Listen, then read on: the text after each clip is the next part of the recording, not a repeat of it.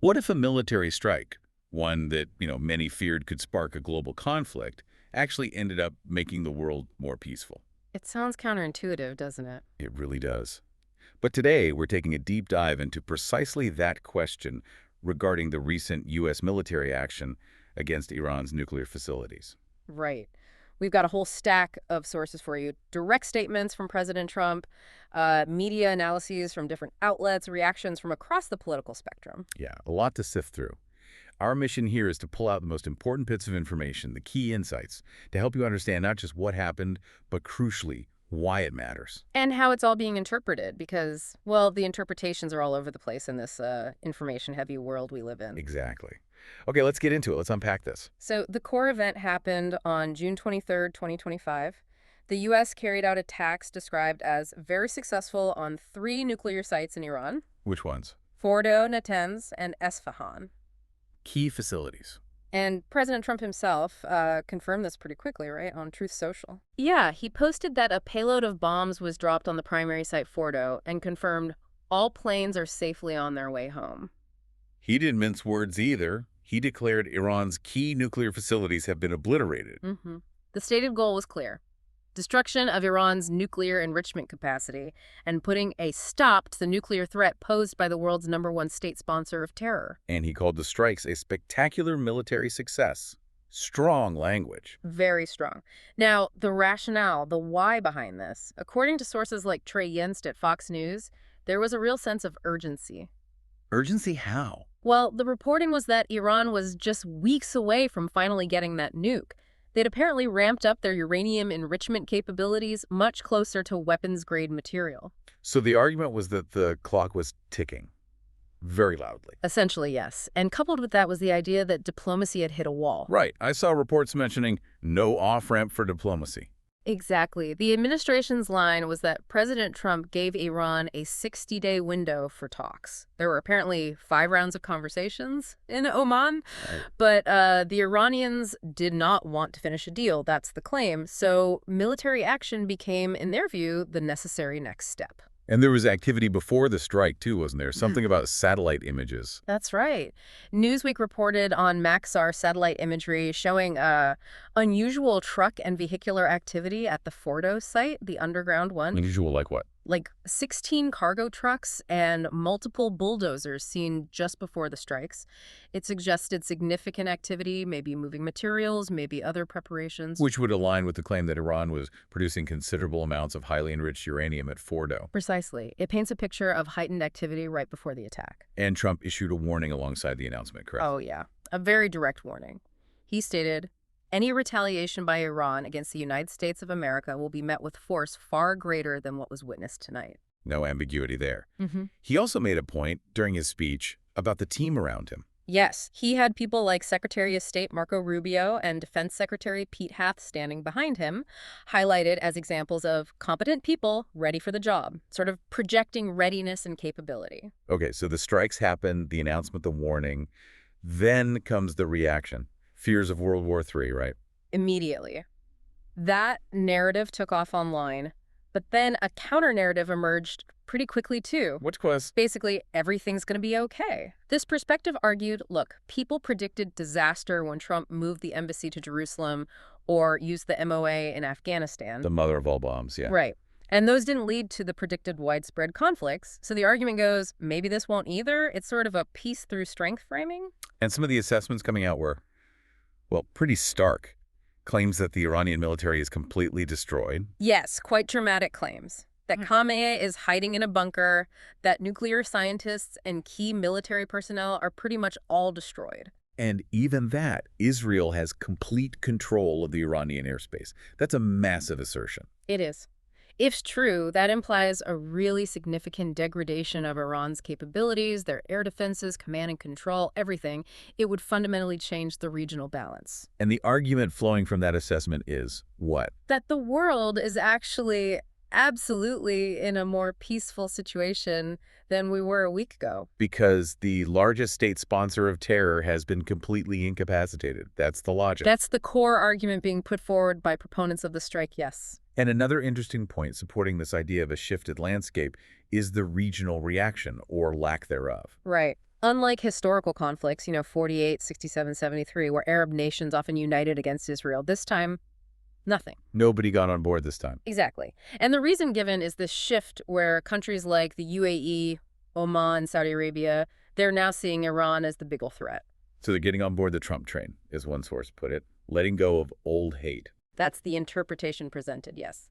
A realignment based on shared interests, primarily countering Iran. Now let's bring in some specific voices. Senator J.D. Vance, for instance. He's not typically seen as a hawk. No, definitely not. Even critics would likely agree he's not reflexively pro-war. His take was more nuanced. What did he say? He said the U.S. goal is peace, but specifically peace in the context of them not having a nuclear weapons program.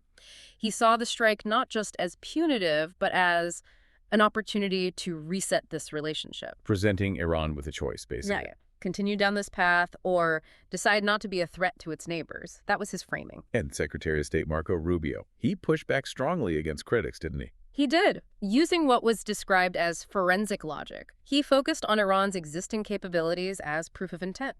Like the uranium enrichment level. Exactly, the 60% enrichment. He asked why enrich to that level so close to weapons grade if not for a bomb? Only nuclear powers typically hold that. And the missiles. Yes. The ICBM development intercontinental ballistic missiles, plus the huge arsenal of short and medium-range missiles, something like 8,000 short-range to 3,000 mid-range. That point being. Why build all that? Why bury facilities 300 feet under the ground? Why develop a space program, which can be dual use for missile tech? He argued these aren't the actions of a peaceful program. It's a strong case based on observable actions rather than waiting for a declared decision. Precisely. And speaking of intent, Tulsi Gabbard's position got some attention too. There was some confusion, apparently. Yeah, what was that about? Well, her full congressional testimony actually detailed Iran's destabilizing actions. Its expansion of influence, development of ballistic missiles, cruise missiles, and UAVs capable of hitting U.S. targets, and, again, the unprecedented high levels of enriched uranium. So she wasn't downplaying the threat. Not at all. She actually corrected what she called dishonest media on the right for using a very short 18-second clip out of context. Her actual point, based on U.S. intelligence she cited, was that Iran could produce a nuclear weapon within weeks to months. So the capability and the short timeline were central to her testimony. Got it. And Israel's Prime Minister Netanyahu, he was very supportive. Extremely. He congratulated Trump, called the decision bold, said it will change history, truly unsurpassed. Very high praise. He also invoked that peace through strength idea. Yes, very explicitly. He used an analogy about confronting a charging grizzly bear. You don't run, you stand and fight it, implying direct confrontation is the only way to deal with major threats like terrorism or nuclear proliferation from hostile states. And, like Vance, he saw it as a turning point, a pivot of history. He did. A moment for Iran to choose a different, less confrontational path. Okay, so that covers the event, the rationale, the immediate reactions. But then there's the whole information landscape around it. It got messy, didn't it? Oh, absolutely. An information war erupted almost instantly. You had, for example, commentators directly calling out certain online figures. Like Alex Jones, Tucker Carlson, mentioned in some sources. Right, accusing them of generating endless fear and apocalyptic vision by predicting thermonuclear World War III. The counter-argument being that these predictions were overblown. Yes, the argument was, look, there's less chance of a nuclear war right now because Iran won't have nuclear weapons, suggesting the fear-mongering was more about getting clicks and views than providing real analysis. It raises that constant question about the motives behind online commentary. There was also a mention of a figure associated with Tucker Carlson having some extreme views. Yeah, one source noted that a self-proclaimed historian, often featured on his show, had apparently admitted he's a Nazi, which, raises serious questions about sourcing and platforming. And beyond individual influencers, there's the issue of platform manipulation itself. Hugely important. Platforms like X, formerly Twitter, YouTube, their algorithms are described as highly, highly manipulated. How so? Counterfeit accounts, bot accounts. They can artificially amplify certain narratives or suppress others. There was that report by Walter Koenig. Yes, an investigative journalist who looked into foreign bot farms. His report detailed how these operations would, quote, rent our flag. meaning use patriotic American imagery. Deceptively. Right. To mass-produce Patriot accounts and then inject Kremlin and Tehran talking points into your feed. Do we have specific The examples? report cited things like 650,000 false flag posts, 4 million fake interactions. These were used for various campaigns, framing Hamas atrocities as CIA ops, smearing Trump using the Epstein connection, and even cheering Iran's nukes. Wow, that's industrial scale manipulation. It really is. And AI is making it easier. There was a video mentioned showing a Chinese AI agent running 50 different social media bots at once. Just one person managing 50 fake Oh, accounts. easily. Generating artificial likes, retweets, comments, creating a completely false sense of consensus or public opinion. It really distorts the information environment you're trying to navigate. Okay, so that's the complex information war. Now let's pivot to the reactions from the more established U.S. political left. Predictably different. Very much so. House Minority Leader Hakeem Jeffries was highly critical. What was his main charge? He said Trump failed to deliver on that promise of peace, that he actually dramatically increased the risk of war, misled the country, and importantly, failed to seek congressional authorization. Placing complete and total responsibility on Trump. Yes. Now, the counter you often hear to the congressional authorization point. His precedent, right? Like Obama in Libya. Exactly. Pointing to Obama's kinetic military action without specific congressional approval as a prior example. And proponents of the strike would argue the U.S. is now further from war, directly contradicting Jeffries. Alexandria Ocasio-Cortez. Her reaction was strong, too. Very strong. Called it a disastrous decision, a grave violation of the Constitution and congressional war powers. She argued Trump impulsively risked launching a war. And she mentioned impeachment. Explicitly Sure. said it was clearly grounds for impeachment. Adam Schiff also had a specific critique, focusing on the intelligence aspect. Right. He argued the strike should not have been authorized unless there was specific intelligence proving Iran had made the decision to break out and build a bomb. His point being that enrichment alone wasn't sufficient trigger. Correct. But the counter-argument, as we discussed with Rubio's points, is that waiting for a formal decision declaration is potentially too late, given the advanced capabilities and the enrichment levels already achieved. It becomes a debate about when capability effectively becomes intent. Now, there was a really weird reaction, too, from a sheriff's department. Oh, yeah, that was bizarre. The L.A. County Sheriff's Department put out a tweet. They later deleted it, expressing sympathy. Sympathy for who? It said their hearts go out to the victims and families impacted by the recent bombings in Iran. For military strikes on nuclear facilities. Exactly. And they also announced they were increasing parole checks at places of worship locally. Which makes very little sense in this context. Right. It was widely criticized as completely tone-deaf, misplacing concern onto military targets in another country, while critics argued neglecting pressing local law enforcement issues. A very strange response. But not all Democrats were critical. John Fetterman. No, Senator Fetterman came out in support. He called it the correct move by POTI U.S. Pretty straightforward. Very. Yeah. He stated, Iran is the world's leading sponsor of terrorism and cannot have nuclear capabilities. And he expressed gratitude for the military's actions, a clear break from many in his party. We also have some other related commentary bubbling up around this time. Bill Maher on The View. Yeah, that was interesting. He apparently challenged Whoopi Goldberg's assertion that being a black person or a woman in America is worse than being a woman in Iran. A controversial comparison. Definitely. And Maher reportedly highlighted Iran's high rate of trans surgeries, arguing it's often driven by their severe anti-gay policies, not progressive acceptance, suggesting a fundamental misunderstanding on the show about realities in Iran versus the U.S. And then there's Representative Maxwell Frost's comments about Florida. Kind of tangential, but part of the broader political discussion happening. Right. He described his home state, Florida, as representing far-right neo-fascism and compared Project 2025 to Florida policies. How was that countered?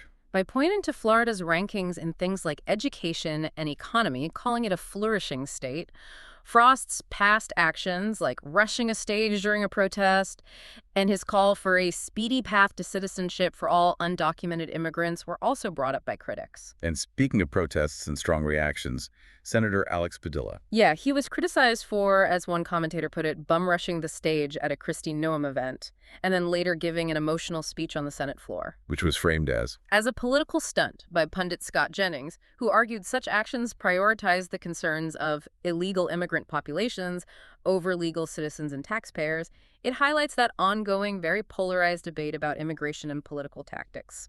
Okay, so beyond the immediate event and political reactions, there's this broader theme in some of the source material about systemic issues, institutional integrity, this woke is a virus idea.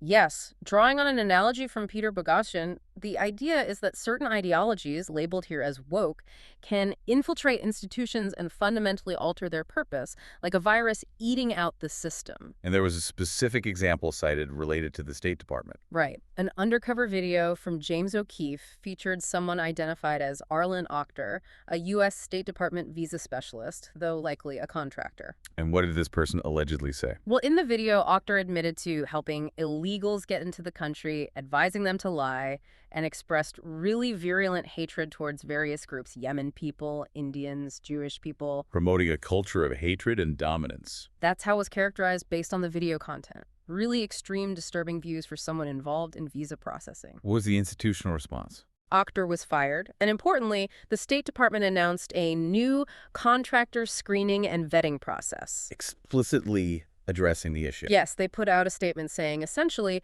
if you have these views and you work in or with the State Department, we will find you. So this is framed as a necessary step to root out these kinds of radical anti-American views that might be embedded within parts of the executive branch. Exactly. It's presented as not just about one bad actor, but about ensuring the integrity and loyalty of those working within sensitive government functions. Okay, so we've covered a lot of ground here. We've looked at the U.S. strike on Iran, the peace through strength argument some use to justify it, Right, the intense information war that surrounded it, the bots, the conflicting narratives. and the really wide range of reactions from across the U.S. political spectrum, and even related commentary on institutional issues. It really shows how a single major geopolitical event isn't just about the event itself. It triggers battles over narrative, over information, and exposes these deeper political and even institutional fault lines. Absolutely. And given everything we've discussed, the deliberate manipulation, the algorithmic influence, the starkly different ways people interpret the same facts, it leaves us with a pretty crucial question for you, the listener. Yeah, how do you personally navigate this? How do you critically evaluate the flood of information you encounter every day? What steps can you take, realistically, to make sure your own understanding of complex global events like this one is actually well-informed and, resilient against all these competing influences trying to shape your perspective? It's something to really think about. How do you build that critical filter in today's world?